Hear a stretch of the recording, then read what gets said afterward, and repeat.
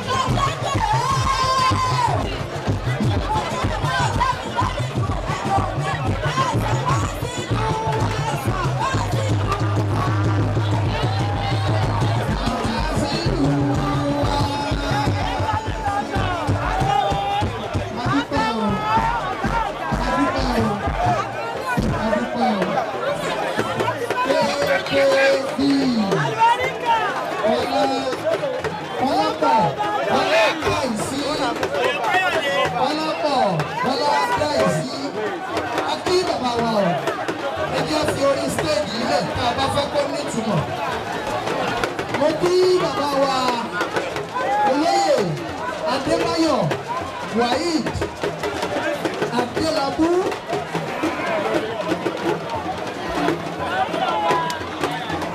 pekelemesi bàbá mi pa àtẹwọ́ tó rinlẹ̀ nígbà tí olórin àgbáyé ni olórin àtàtà olórin ńlá ti dé àníyàn ti dé ni mo wí Aláàjì Abbas Àkàndé Òbésèré.